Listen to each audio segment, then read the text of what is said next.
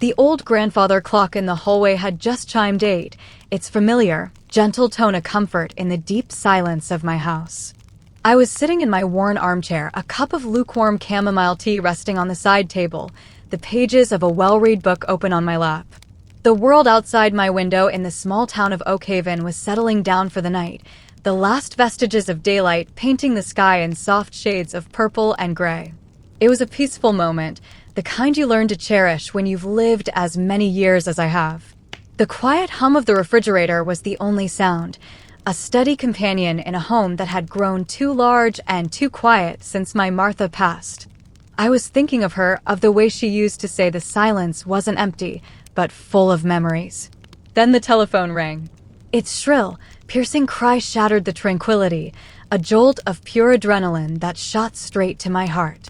It's a sound that every parent, no matter how old their children are, learns to dread after a certain hour. Nothing good ever comes from a late-night phone call. My hand trembled slightly as I reached for the receiver, my mind already racing through 1,000 terrible possibilities. My daughter, Clara. Was she all right? Had her car broken down? Hello, I said, my voice hoarse. A crisp, professional voice, devoid of any warmth, replied on the other end. Am I speaking with Mr. Arthur Pendleton? Yes, this is he, I managed, my knuckles white as I gripped the phone. Mr. Pendleton, this is Nurse Davies from Oak Haven General Hospital.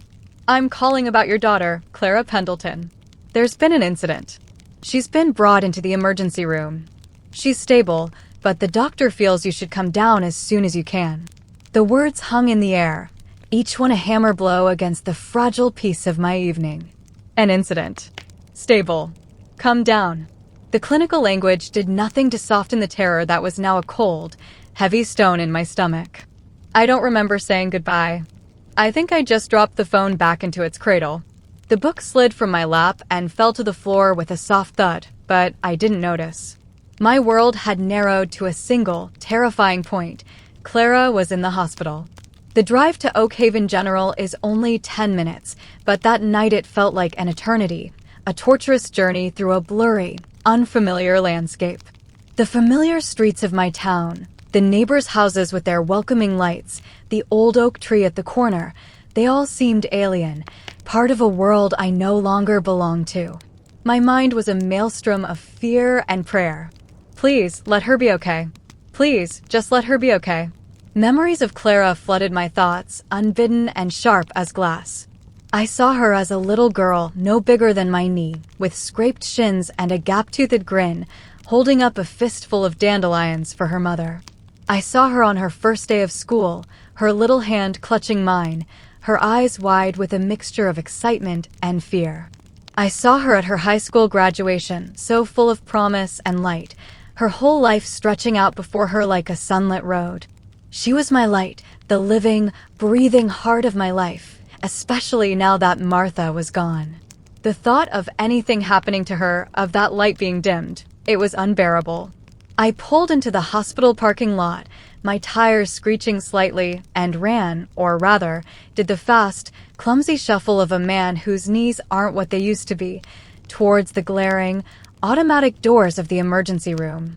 The air inside was thick with the scent of antiseptic and a low hum of hushed conversations, beeping machines, and quiet suffering. It's a smell and a sound that speaks of life hanging in the balance. I rushed to the front desk, my breath coming in ragged gasps. My daughter, I panted, Clara Pendleton. I got a call.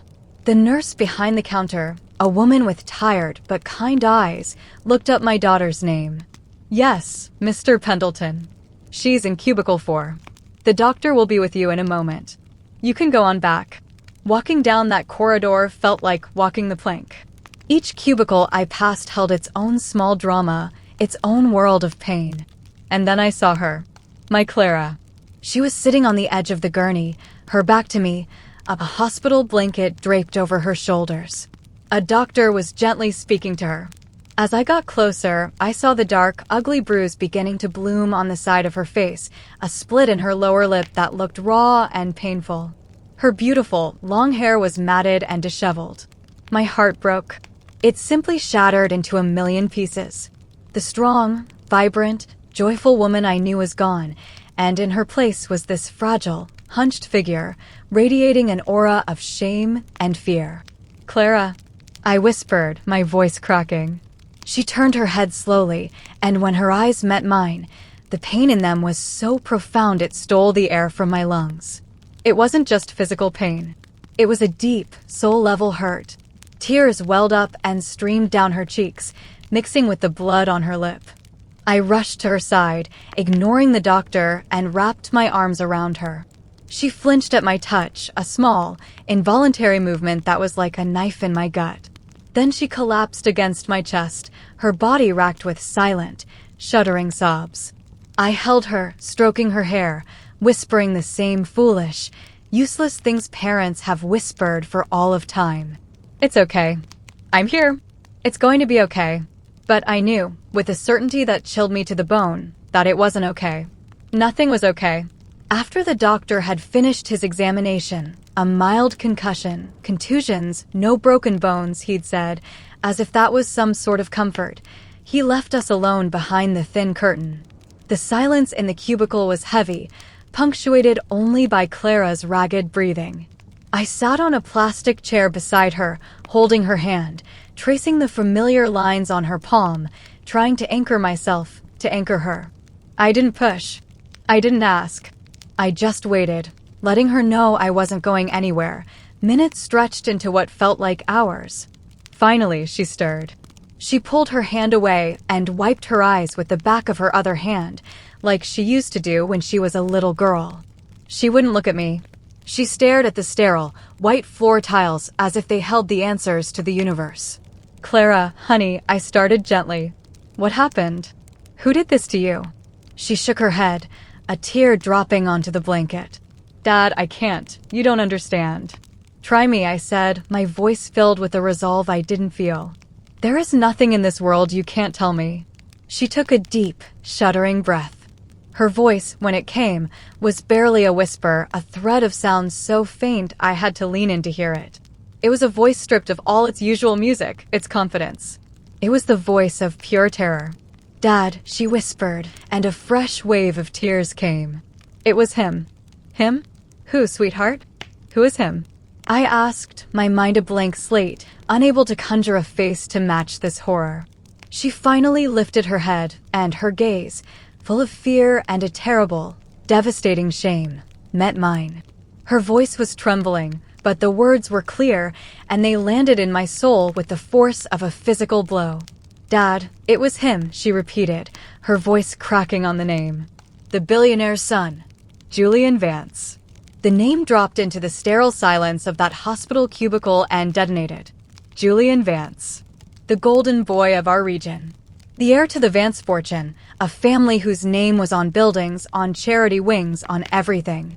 They were more than just people. They were an institution, a dynasty that loomed over our small community like a mountain. They were powerful, untouchable, a world away from our simple life. And in that moment, holding my broken daughter, I understood that this wasn't just about a brutal act of violence. This was about to become a war we had no possible way of winning. A cold, hard dread, far worse than what I'd felt on the drive over, settled deep in my bones. I was just a retired carpenter, and my daughter had just accused a prince of our modern-day kingdom. The days that followed our return from the hospital were shrouded in a thick, suffocating fog of disbelief and a creeping, insidious fear. We brought Clara home to my small, quiet house, the place where she'd grown up, thinking its familiarity might offer some comfort. But the comfort never came. The house, which had always been a sanctuary, now felt like a cage. Every shadow seemed to hold a threat. Every creak of the old floorboards sounded like an intruder. Clara retreated into herself, a ghost haunting the rooms of her own childhood. She spent most of her time in her old bedroom, the door closed, the curtains drawn.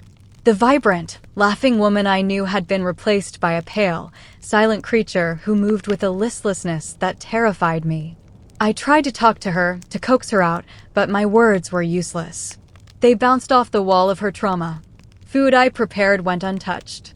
Questions were met with silence or a single, heartbreaking shake of her head. The bruise on her face began to fade, turning from an angry purple to a sickly yellow, but the wound inside her, the one no one could see, only seemed to deepen.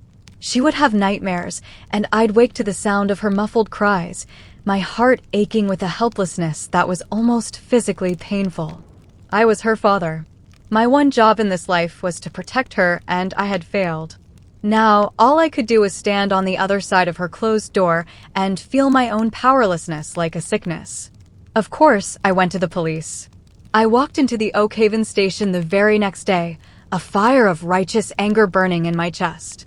I sat across from a Sergeant Miller, a man I vaguely recognized from around town, and I told him everything. I recounted the call, the state I'd found Clara in, and I spoke the name that felt like poison on my tongue, Julian Vance. I watched the sergeant's face change as I said the name. It was subtle, a slight tightening around the eyes, a shift in his posture. He listened patiently, took notes, but his professionalism suddenly felt like a mask. He asked the standard questions. Were there any witnesses? Had Clara been drinking? Was she sure it was him? The questions themselves weren't unreasonable, but the tone beneath them was. It was a tone of skepticism, of careful distance. "Mr. Pendleton," he said, setting his pen down with an air of finality. "I understand you're upset. But you have to understand, an accusation like this against someone like Mr. Vance, it's a very serious matter. We'll need more than just your daughter's word for it. It becomes a he said, she said situation." A he said, she said situation? I repeated, my voice rising in disbelief. "Sergeant, did you not see the pictures? Did you not read the doctor's report? My daughter was beaten. Are you telling me that doesn't matter because of who he is?" "Of course it matters," he said, his voice placating, patronizing. "We will certainly look into it. We'll reach out to Mr. Vance for his side of the story. But I'm advising you to be realistic about the process." I left the police station feeling like I'd been doused with cold water. The fire in my chest was gone, replaced by a chilling realization of the battlefield we were on. This wasn't a matter of right and wrong. This was a matter of power and influence. The Vances owned half the county. Alastair Vance, Julian's father, was a titan. His donations kept half the town's charities afloat, and I had no doubt his influence reached deep into every corner of local government, including the police department. My next step was a lawyer. I found a man named George Maxwell, a local attorney with a small office above the bakery on Main Street. He was an older gentleman, like me, and I'd hoped he would possess a sense of old-fashioned justice. He listened to my story with a grave expression, his brow furrowed. He seemed sympathetic, genuinely so. But when I finished, he let out a long, slow sigh and took off his glasses, polishing them with a handkerchief. "Arthur," he said, using my first name as if we were old friends. "I'll be honest with you. This is a hornet's nest. Suing the Vances is like trying to sue the weather. They have a team of lawyers in Seattle, the best money can buy. They will bury us in paperwork. They will dig into every corner of your life, and more importantly, every corner of Clara's life. They will paint her as unstable, as a liar, as an opportunist. It will be brutal. But she's telling the truth," I insisted, my desperation growing. "The truth," Maxwell said, looking at me with weary eyes, "is often the first casualty in a war like this. They will create their own truth, and they have the resources to make sure their version is the one everyone hears." He said he would make some initial inquiries, but he advised me, as a friend, to think long and hard about whether this was a fight we could endure, let alone win. His words proved prophetic. Within a week, the whispers started. It began subtly. A sideways glance at the grocery store. A conversation that stopped abruptly when I walked by. Then it became more overt. I heard from a neighbor that the story going around town was that Clara had become drunk and hysterical at a party, that she had made unwanted advances on Julian Vance, and that she had fallen and injured herself when he rejected her. It was a vile, carefully constructed lie, designed to protect the golden boy and discredit his victim. The Vances machine was at work. They weren't just defending, they were attacking. They were assassinating my daughter's character, poisoning the well of public opinion in our small town, a place where reputation is everything. People I had known for 30 years, people who had been in and out of my house, suddenly couldn't meet my eye. They were afraid. Afraid of the Vancess power, afraid of being on the wrong side, afraid of the disruption we were causing to the town's comfortable, established order. The cruelest blow came about 2 weeks after the incident. A sleek, black car, the kind you only see in movies, pulled up in front of my modest house. A man in a perfectly tailored suit got out. He wasn't Julian. He was older, with silver hair and an aura of cold, untouchable authority. It was Alistair Vance. He didn't knock. He simply pressed the doorbell, a confident, firm press. I opened the door, my heart pounding in my chest. "Mr. Pendleton," he said, his voice smooth as polished stone. He didn't offer a hand. "I am Alistair Vance. May I have a word?" I wanted to slam the door in his face. I wanted to scream at him, to let loose all the rage and grief that had been building inside me. But I looked at his cold, calculating eyes, and I knew that was what he expected. It was what he wanted. So I did the hardest thing I've ever done. I stepped aside and let him into my home. He walked into my simple living room, his expensive shoes silent on the old hardwood floor. He didn't sit. He stood by the fireplace, his gaze sweeping over the room, over the framed photos of Clara and Martha, his expression one of faint, dismissive appraisal. "I will be direct, Mr. Pendleton," he began, turning to face me. "My son, Julian, has told me about a most unfortunate misunderstanding involving your daughter. He is very distressed by her accusations." "A misunderstanding?" I said, my voice shaking with suppressed fury. "Is that what you call it when your son beats a woman half his size?" A flicker of annoyance crossed his face. "Julian has a bright future, a reputation to uphold. This unpleasantness is a distraction. Your daughter is an emotional young woman. She had too much to drink. She is making things up for attention or perhaps for money." The audacity of it, the cold-blooded cruelty, left me speechless. He was standing in my home, the home where my daughter was hiding in fear and shame, and he was calling her a liar. So he continued, reaching into his jacket pocket, "I am here to make you a proposition. A way to put this all behind us for everyone's sake." He pulled out a checkbook. "I am prepared to be very generous. A sum that would ensure your daughter's comfort. For her silence. A new start, perhaps, in a different town where she can move on from this fantasy she has created." He was trying to buy us.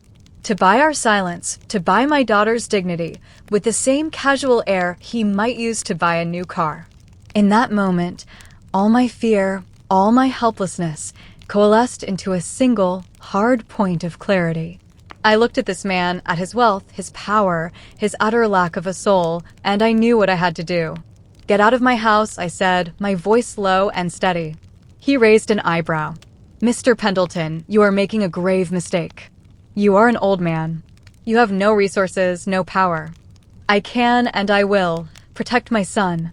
This path you're choosing leads only to ruin for you and for her." I said get out, I repeated, pointing a trembling finger at the door. "You can't buy my daughter's pain. You can't buy my integrity. You have no idea what you're up against." He gave a short, humorless laugh. "Oh, I think I do.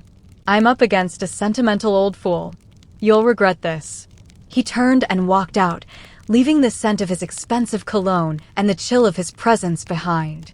After he was gone, I sank into my armchair, the same chair where I'd been sitting when the call came, and I finally let myself break.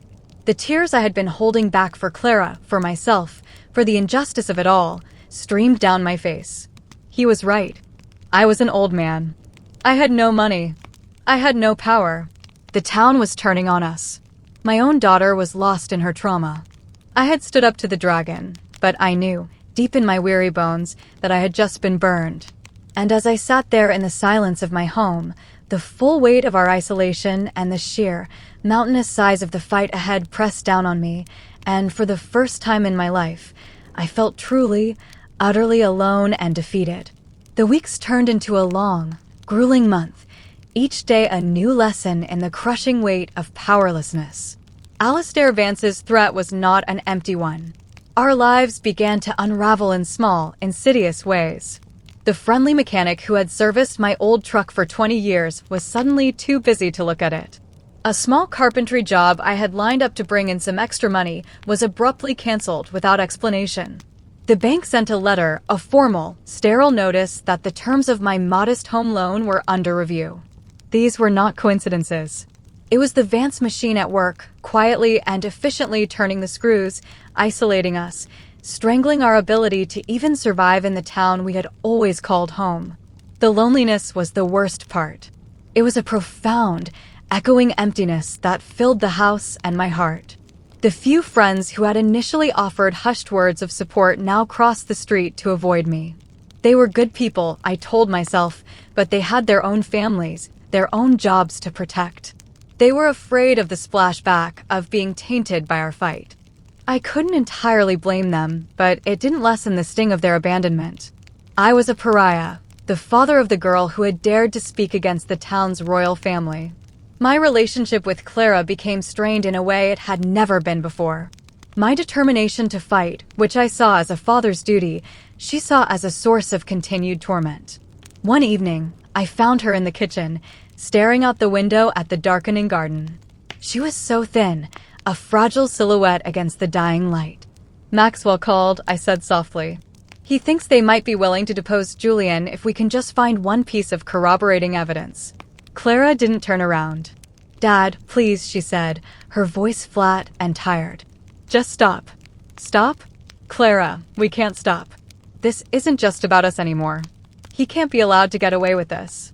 She finally turned to face me, and her eyes, which used to sparkle with so much life, were hollow and filled with a deep, weary anger. "Get away with it? Dad, he already has. Don't you see? We've lost. Every time you talk to the lawyer, every time you mention his name, you're just making it worse. The whole town is talking about me. They're calling me a liar, a gold digger. You're not fighting for me. You're putting me on trial every single day." "That's not true," I stammered, stung by her words. "I'm doing this for you." "No," she cried, her voice cracking with a pain that was awful to hear.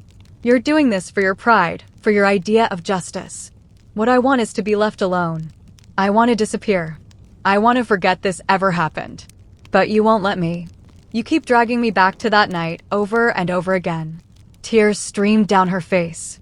"Alistair Vance came here, didn't he? I saw the car. He offered you money, didn't he? Maybe you should have taken it. We could have gone away. We could have been free of this." The words hit me harder than a physical blow. That my daughter, my own flesh and blood, could think for a second that I should sell her dignity. It broke something deep inside me. I saw then the true extent of the damage. They hadn't just bruised her body, they had broken her spirit. They had made her believe that her own worth was negotiable, that escape was better than justice. "Never," I said, my voice a hoarse whisper. "Clara, I would never." She just shook her head, a sob catching in her throat, and ran from the room, leaving me alone in the kitchen with the weight of her despair and my own perceived failure. I had thought I was her champion, but in her eyes, I was just another tormentor. That was my lowest point. I went into my workshop, the small space behind the house where I had spent a lifetime creating things with my hands. The smell of sawdust and varnish, usually a comfort, offered no solace. I ran my hand over the smooth, worn wood of my workbench, the place where I had taught a young Clara how to hold a hammer, where we'd built birdhouses and clumsy picture frames. My hands, once so strong and capable, now felt weak and useless. I looked at myself in a dusty piece of mirror leaning against the wall, an old man with tired eyes, lines of grief etched into his face, a man out of his depth. Alistair Vance was right. I was a sentimental old fool. I had picked a fight with a giant, and in the process, I was losing the very person I was trying to protect. I sat on a stool, surrounded by the ghosts of a simpler, happier life, and I wept. I wept for my wife, Martha, wishing for her wisdom and her strength. I wept for the daughter I had lost, not in the hospital, but here, in the quiet aftermath of the battle. I wept for my own foolishness, my own inability to bend the world to what was right. The fight was gone from me. I was empty. Maybe Clara was right. Maybe the only thing left to do was to surrender, to let the lie win and try to salvage what little peace we could find in the ruins. For a few days, I did nothing. I let the lawyers' calls go to voicemail. I stopped talking about the case. I existed in a gray limbo, watching Clara drift through the house, the silence between us now a vast, unbridgeable chasm. I was ready to give up. Then, one rainy afternoon, something shifted. I was sorting through an old box of photographs, a pointless, nostalgic task to pass the time. I found a picture of Clara when she was about 7. She was in our backyard, standing on a wooden crate I had built, her arms outstretched as if she were about to fly. She was pretending to be a superhero, a little towel tucked into her collar as a cape. She had a look of fierce, unshakable determination on her face, a belief that she could conquer anything. Looking at that photo, I remembered the little girl who wasn't afraid of anything. The girl who would climb trees that were too high and stand up to bullies in the schoolyard who were twice her size. Where had that girl gone? I realized, with a sudden, painful clarity, that the Van Cess hadn't just stolen her peace, they had stolen her belief in herself.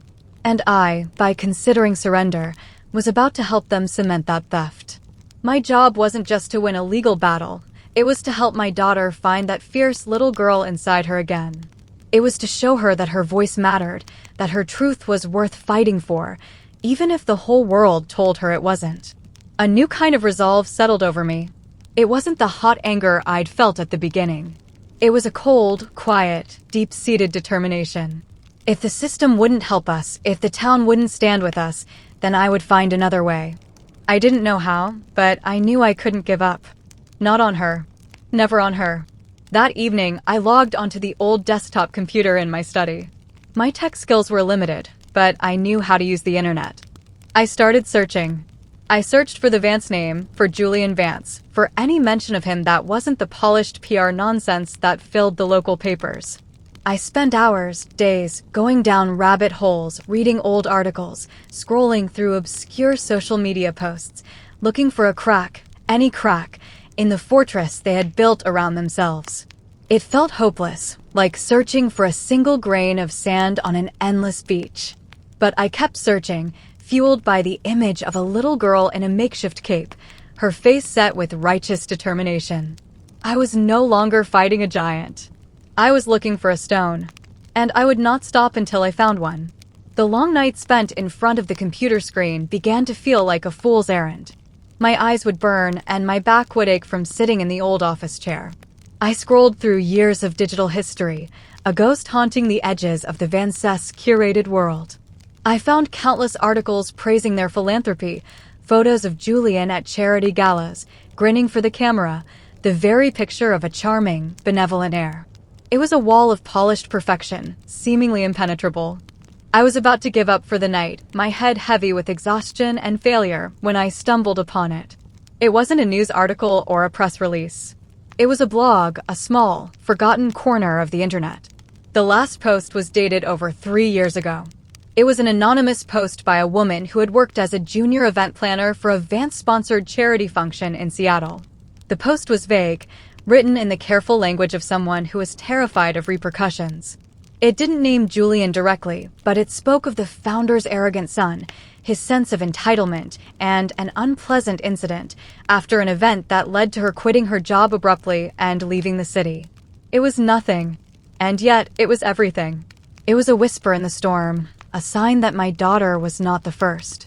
With a surge of adrenaline, I began to dig deeper, using the scant details from the blog post, the date, the type of event, the location.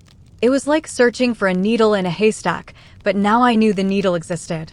I cross-referenced attendees, staff lists from similar events, anything I could find. After another full day of obsessive searching, I found a name. A woman named Sarah Jenkins, who was listed as a junior coordinator on a program from that very charity gala. Her social media profile showed she now lived a quiet life in Portland, Oregon, working at a botanical garden. My hands were shaking as I wrote the message.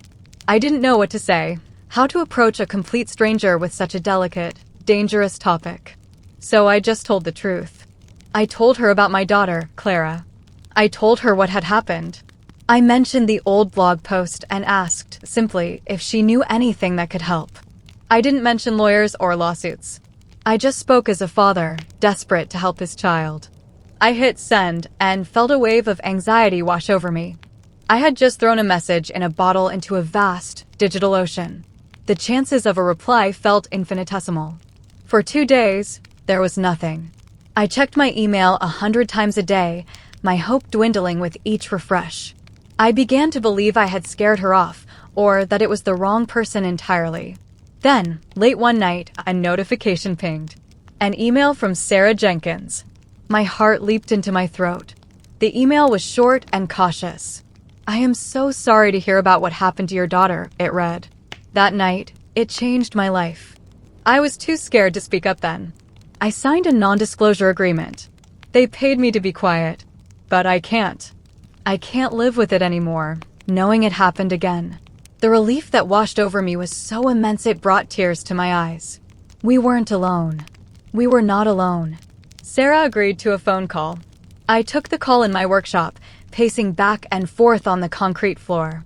Her voice was quiet, trembling at first, but as she spoke, it grew stronger, fueled by years of suppressed anger and guilt. She told me a story horrifyingly similar to Clara's. After the gala, Julian had offered her a ride. He had been drinking. He had become aggressive when she rebuffed his advances. She managed to get away before it escalated to the point it did with Clara, but not before he grabbed her, bruising her arm and threatening her career, her reputation, telling her who he was, that he could ruin her. The next day, one of Alistair Vance's lawyers had shown up at her apartment with a severance check and an NDA. She was young, scared, and in debt. She signed. He called it an unfortunate misunderstanding, too, Sarah said, her voice thick with bitterness. That's their word for it. I've regretted signing that paper every day for 3 years. Seeing your message, it was like a sign. I can't let him do this to anyone else. This was it. This was the stone for my slingshot. The NDA was a complication, but the fact that another woman was willing to speak, to corroborate the pattern of behavior, changed everything. I took this new information to George Maxwell. For the first time, I saw a flicker of a fighting spirit in the weary lawyer's eyes. The NDA was a problem, he said, but the fact that the Vances had used one was, in itself, evidence of a cover-up. It established a pattern. It undermined the drunk, hysterical girl narrative they were pushing. This is the crack in the dam, Arthur, he told me, a new energy in his voice. Now we push. The most important step, however, was telling Clara. I was nervous. She had been so adamant about stopping, so broken by the public shame. I found her sitting in the garden, a book unread in her lap. I sat down beside her on the old wooden bench. Clara, I began gently. I have to tell you something. And please, just hear me out. I told her about the blog post, about Sarah, about the phone call. I watched her face carefully as I spoke.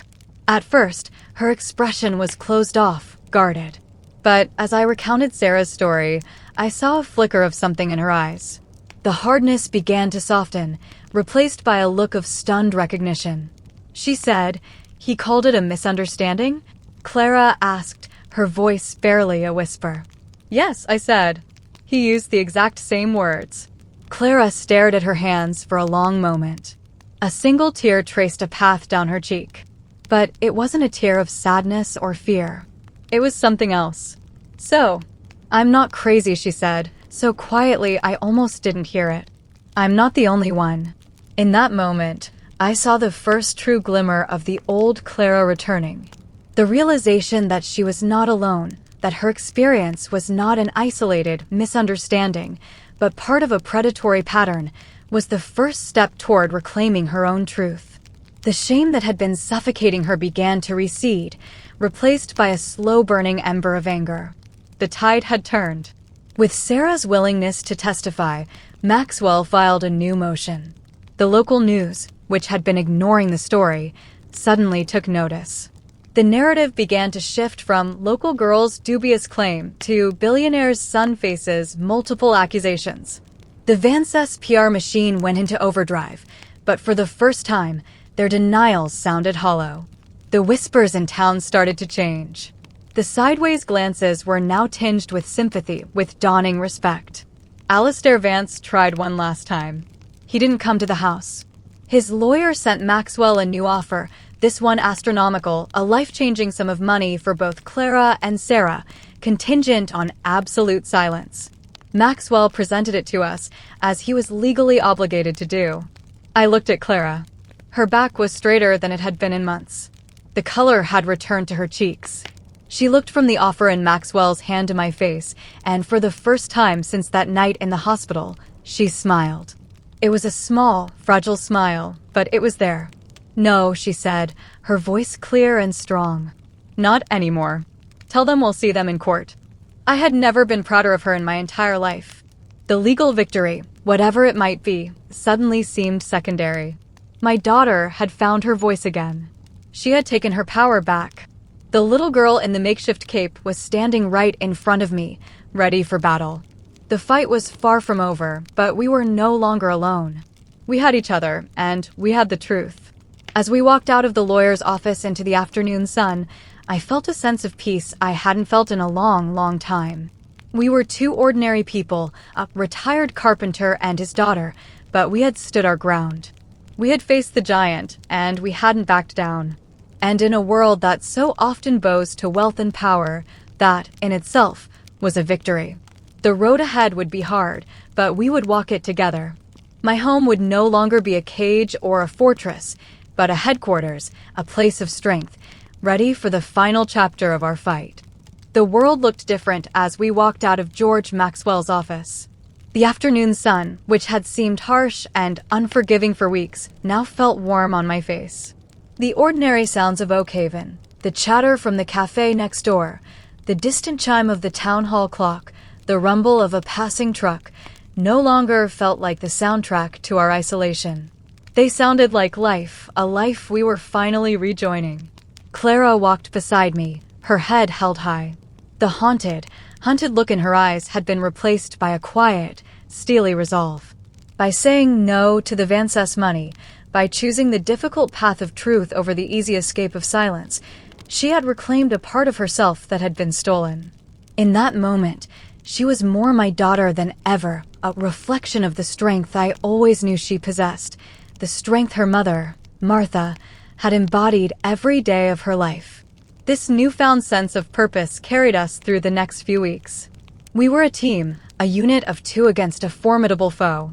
The silence in my house was replaced by strategy sessions at the kitchen table, poring over documents with George Maxwell, who now seemed 10 years younger, invigorated by a righteous fight he hadn't seen in a long time. Clara, who had been a ghost in these rooms, was now a presence. She made phone calls. She helped with research. She even started baking again, filling the house with the comforting scent of cinnamon and apple, a scent I realized I had been missing as much as her laughter. She was still fragile. I could see it in the moments when she thought I wasn't looking, but she was no longer broken. She was healing, and her healing was forged in the fire of her own defiance. Of course, the Vances did not take our refusal lying down. Their response was swift and brutal, a declaration of total war. Their legal team, a pack of slick, merciless sharks from a top Seattle firm, descended upon us. They buried Maxwell in motions, requests for discovery, and subpoenas. They were not looking for the truth. They were on a fishing expedition for anything they could use to tear us down. They subpoenaed Clara's entire life, her school records from kindergarten onwards, her confidential medical history, her personal emails and text messages from the last 5 years. They demanded a list of every man she had ever dated. It was a calculated campaign of humiliation designed to make the process so invasive, so painful, that she would break and withdraw her complaint. They came after me as well. They subpoenaed my financial records, my tax returns, my late wife's medical files. They were searching for any hint of financial distress, anything to support their narrative that we were desperate opportunists. It was a violation of the deepest kind. These documents were the quiet, private record of my life, of my love for Martha, of our struggles and our small triumphs. To have them picked over by cold, Hostile strangers in search of a weapon felt like a desecration of my wife's memory. I would sit up late at night, a bottle of antacids on the table, going through boxes of old papers, my hands shaking with a mixture of anger and a profound sense of weary sorrow. The cruelest attack, however, was reserved for Sarah Jenkins, the woman from Portland who had so bravely agreed to help us. The Van Cess lawyers filed a multi-million-dollar lawsuit against her for breaching her non-disclosure agreement. They threatened to ruin her financially, to take her home, to destroy the quiet life she had so carefully rebuilt. I got a call from her one evening. She was in tears, terrified. "I don't know if I can do this, Arthur," she sobbed into the phone. "They have so much power. My lawyer says they can drag this out for years. I could lose everything." My heart ached for her. We had asked her to stand with us, and now the giant we were fighting had turned its furious gaze upon her. "Sarah," I said, my voice thick with emotion, "you are not alone in this. We will not let them do this to you. George is already working on it. We will fight this with you every step of the way. Whatever it costs, we will cover your legal fees. You stood up for my daughter. We will stand up for you." It was a promise I had no idea how I would keep. My savings were already dwindling from our own legal costs. But it was a promise that had to be made. We were bound together in this now, three ordinary people caught in the gears of a machine built to crush people like us. The local newspaper, the Oak Haven Chronicle, which had long been a beneficiary of Vance advertising money, published a front-page article. It was a masterpiece of character assassination disguised as journalism. It painted Julian Vance as the victim of a coordinated smear campaign by two disgruntled women with a history of emotional instability. They quoted anonymous friends of Julian who described him as a gentleman. They printed a picture of Clara from her college social media page, laughing at a party, a red cup in her hand, placing it next to a stern, unsmiling photo of Julian in a suit. The implication was clear. She was a party girl. He was a serious businessman. They even had a name for the story, the Oak Haven Opportunists. Reading that article felt like being punched in the stomach. The town, which had started to thaw towards us, grew cold again. The poison was too potent. The narrative was too simple, too easy to believe. That evening, Clara came into the living room, holding the newspaper. I expected to see her defeated, to see the shame return. Instead, her eyes were blazing. "They think this will scare me," she said, her voice low and dangerous. "They think a picture and some lies are going to make me run? They have no idea who they're dealing with." She crumpled the newspaper into a ball and threw it into the cold fireplace. "Let them write their stories. I'll tell mine under oath." It was in that moment I knew, with absolute certainty, that we would see this through to the end, no matter the cost. My daughter's spirit, the one I had feared was extinguished forever, was now a roaring fire. The day of the deposition arrived. It wasn't to be held in a courtroom, but in a sterile, soulless conference room in a downtown Seattle office building that probably belonged to a Vance subsidiary. The room was dominated by a long, polished mahogany table that reflected the gray, overcast sky outside. On one side sat their legal team, 3 men and a woman in identical dark, expensive suits, their faces in passive masks. And at the head of the table, flanked by his primary lawyer, sat Julian Vance. He was exactly as I'd pictured from the society pages, but in person, his arrogance was a palpable force. He was handsome, well-dressed, and radiated an aura of bored, untouchable privilege. He didn't look at us when we entered. He was scrolling through his phone, a slight, dismissive smirk on his face. He didn't look like a man concerned about a serious accusation.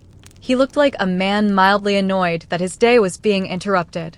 Clara sat across the table from him. I sat beside her with George Maxwell on her other side. I placed my hand on the table, a few inches from hers, a silent promise that I was there, that I wouldn't leave. The questioning began.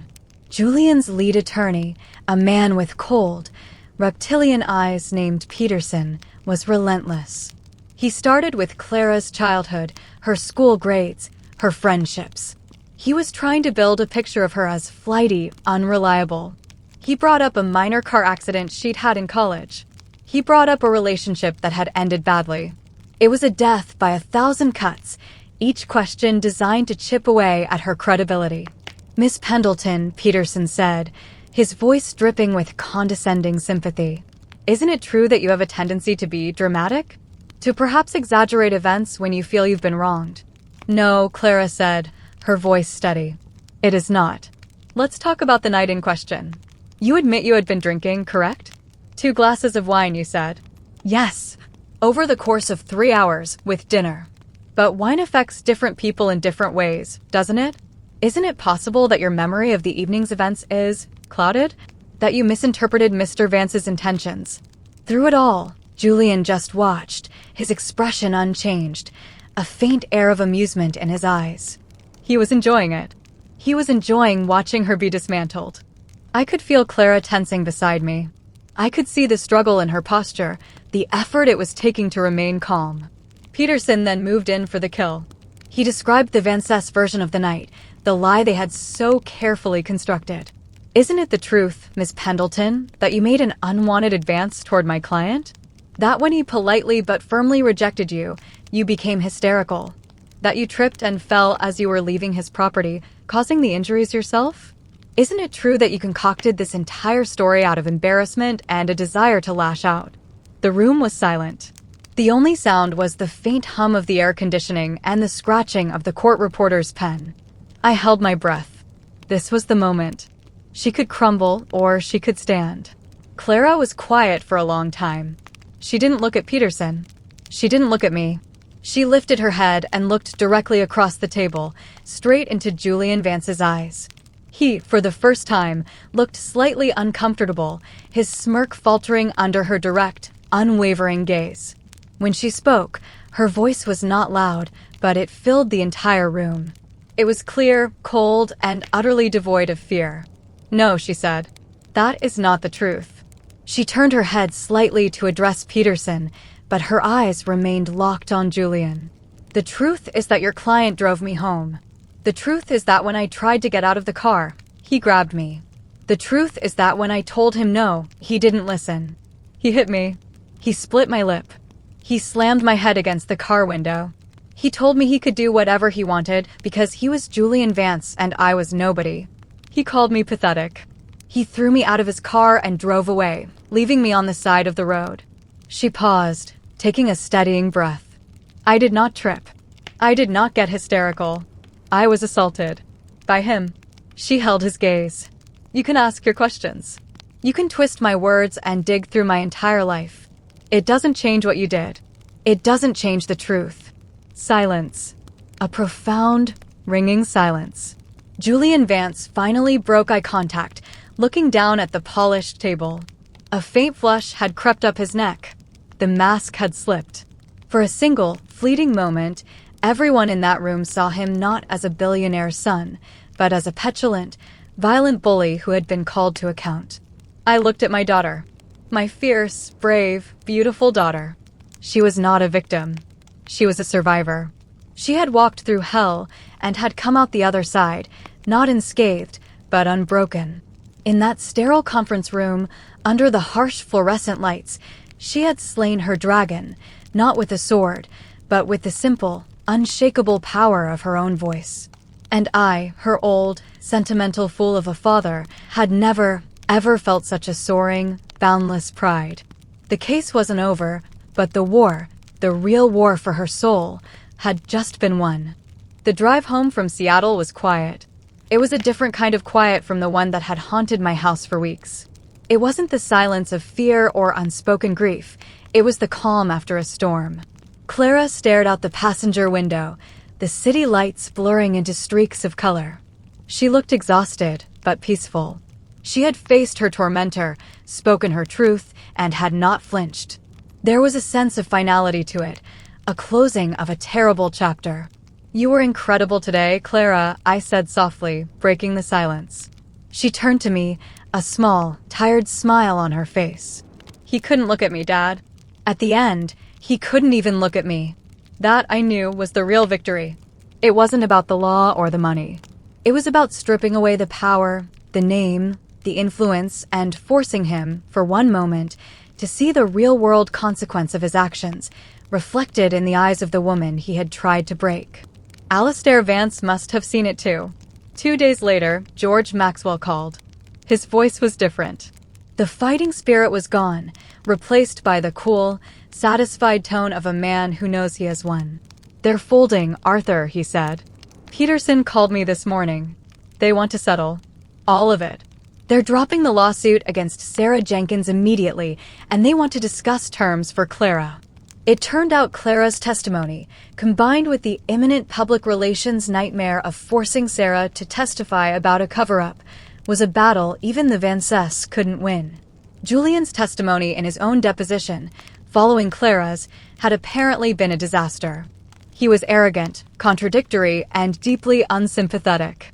His own lawyers knew he would be destroyed on a witness stand. Maxwell laid out the offer they had proposed. It was a substantial sum of money, far more than the initial insult Alistair Vance had dangled in my living room. But that wasn't what made us listen. Tucked into the terms were 2 conditions we had never thought to ask for, conditions that told me everything about how scared they now were of public opinion. First, they would issue a public statement.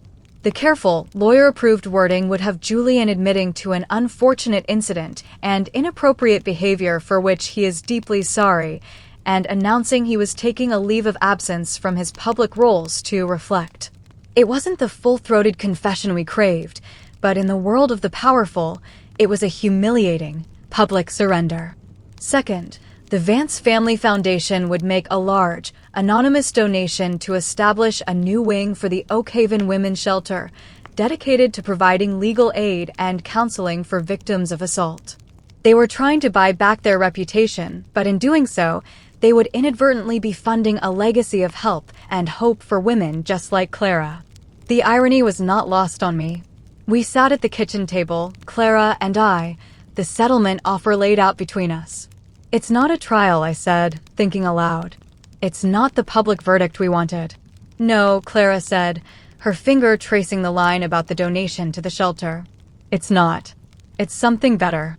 She looked up at me, her eyes clear and bright. "A trial would have been about punishing him. This is about helping others. This means what happened to me wasn't for nothing. This gives it a meaning. This is justice, Dad. My kind of justice." And so we accepted.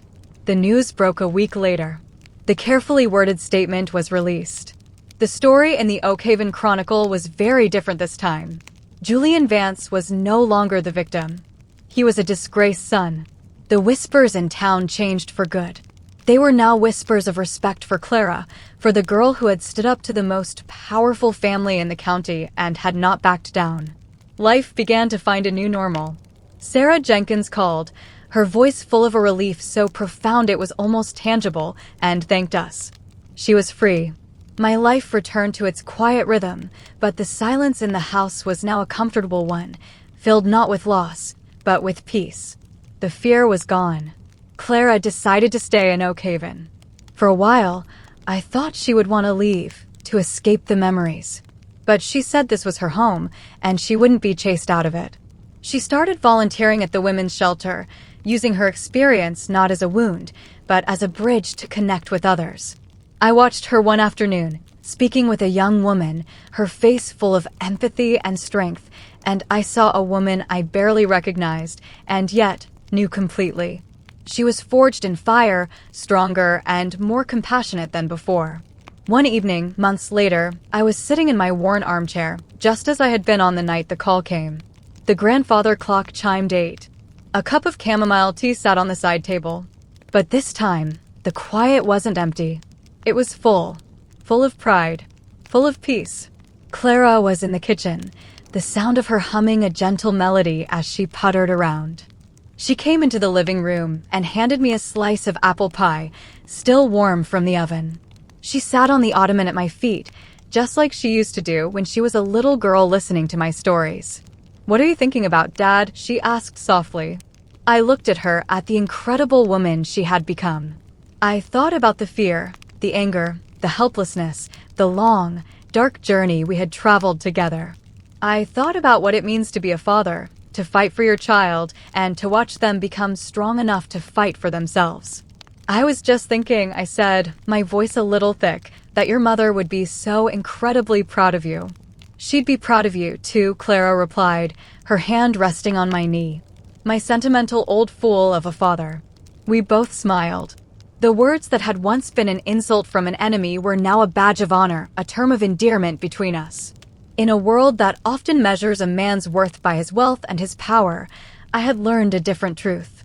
A man's worth is measured by his integrity, by his love for his family, and by the quiet courage to stand for what is right, even when you're standing alone. And as I sat there in my quiet house, with my daughter safe and whole beside me, I felt like the richest man in the world. The drive home from Seattle was the longest, quietest 2 hours of my life. It was a silence born not of tension or fear, but of profound, bone-deep exhaustion and a fragile, emerging peace. The frantic, terrified drive to the hospital on that first night felt like a lifetime ago, a memory belonging to a different man. Tonight, the headlights of other cars were just lights, not portents of doom. The dark ribbon of highway was just a road leading us home.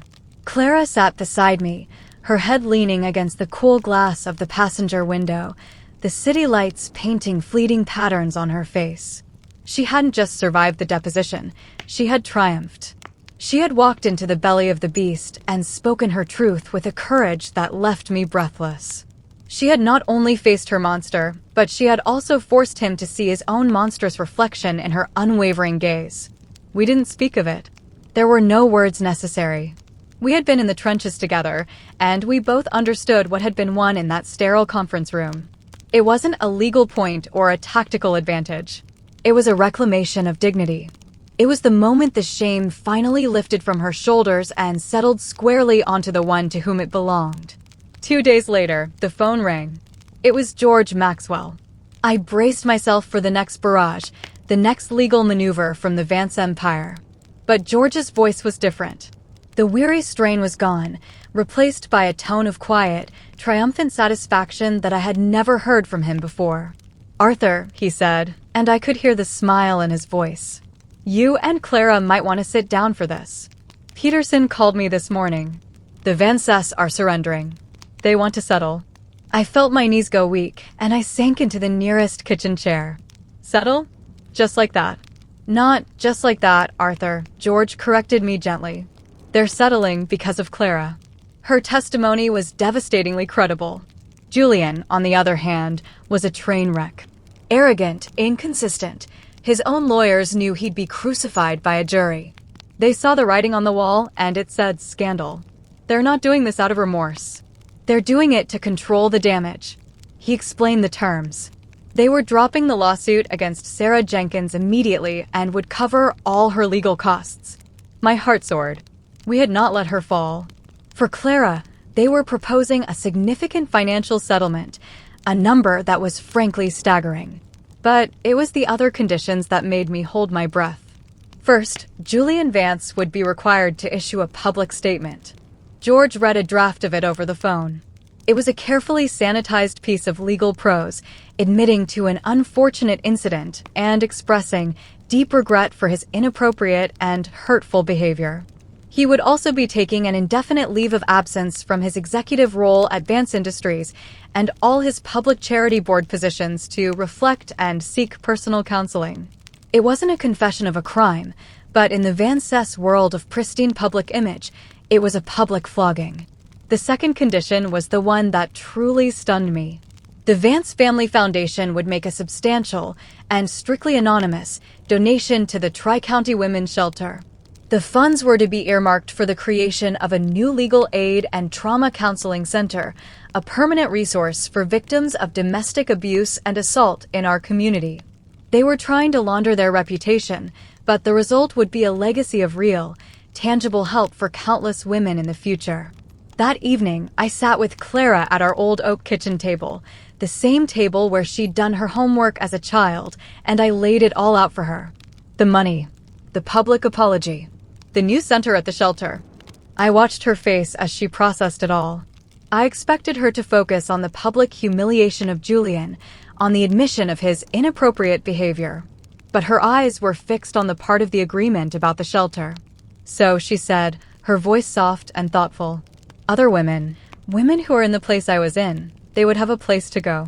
They would have lawyers who would fight for them, even if they had no money. They would have someone to talk to. Yes, I said. That's what it means. She was quiet for a long time, tracing the grain of the wood with her finger. A trial would have been all about him, she said, looking up at me, her eyes clearer than I had seen them in months. It would have been years of appeals, of him dragging my name through the mud, of making it all about his punishment. And in the end, a man like that, jail time is unlikely. He'd pay a fine. He'd be out. And what would have changed? She leaned forward, a fire of purpose in her gaze. But this isn't about him anymore. This is about them. The women I don't even know. This ensures that the next time a man like Julian Vance does this to someone, she won't be alone like I was. She won't have to depend on her retired father finding a blog post from 3 years ago. She will have a place to go, a system ready to help her from day one. This makes what I went through mean something.